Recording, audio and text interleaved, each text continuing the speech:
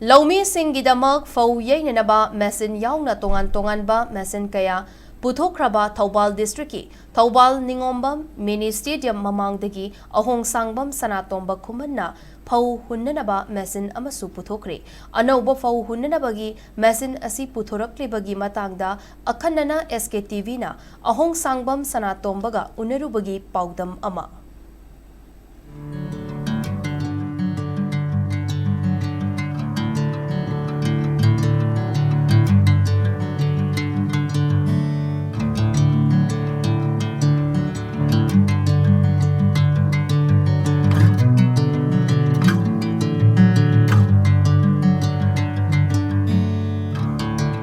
Lamdam masige lai so hairaba hawalagliba naha kayana laingake thabak kaktang ngaibagi mahutta makhoiga sanaba sinfamda mai onsinduna lamdam masige shetmilonda asowa mating ama pangli haibada haimanba thokloi masigi manungda awang sangbam sanatomsu amani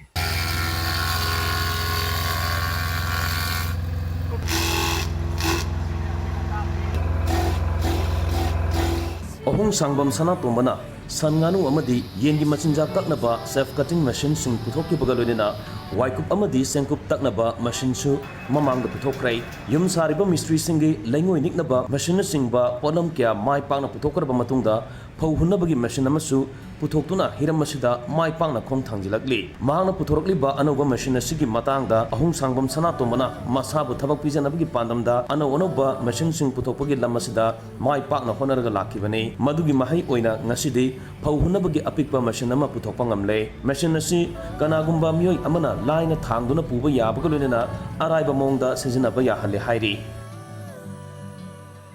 aina ngasi miyamda akoigi machine amakatang kudon tamjaba si masina karibu kadaibu kanabagi hairgadi samsamna akoigi law lingba matamda lingamdaigi hunlamdaigi yamna wana buju uruga khalu uraga pamen hunba haga koi phauji paira khunduni lawji thungnaba ada hora pa kanda akoi phauji kungjen banina lannaba amuk phoidopom changdurini changba matamjida adu problem leiba mayamje khara da waraju phanabagi damak aina ngasigi mesela je puthokchabani ado sigi mesin sina kanabje kyam kana ge dang asagi mana thauraga chakhani leng ni pani mana thauduije enchi taruk gap laigani adi kangunda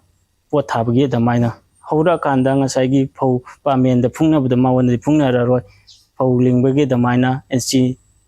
taruk che gap lainaraga chakhaneba adu pareng jana su lehoni phouju amu hanna chimtongna baisu daka laitre chigumbagi adu thuju yamna thuba ja dum chala chamana kiba adugi damongta puthokchabani ngasi mesela se machine ano buju matam gi waibuju kaya machu puthokadaba lai puthokani koi dan tha ama ni chigi manungda matam gi waiba ado aina aroibada ain thamjingni di tungda horak leba koigi sinnausing satana haron jingda aina honariba samai tawna som su koi thabak laite sarkar gi thabak phangde nataga thabak laite haiduna laibibagi mahutta koigi karigumba kharadang tawsi khunai sigi ngasi khunai sigi tungda horakadaba koi miyoiba singi dam karigumba kharadang tawramsi haibado khanbiraga honaba leptaba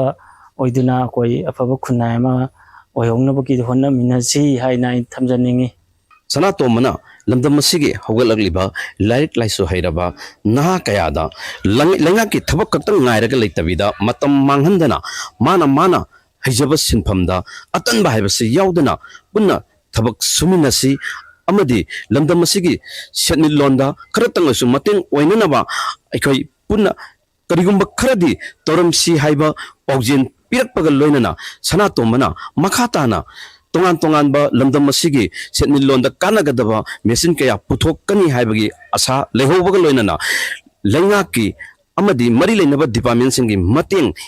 yauragadi henna mai pakpa lambida khong thangjinba ngamgani haibagi asa so sanatomada lehori SKTV gi damak pogdam jariba Ravi Takhelambam Thoubal Ningombam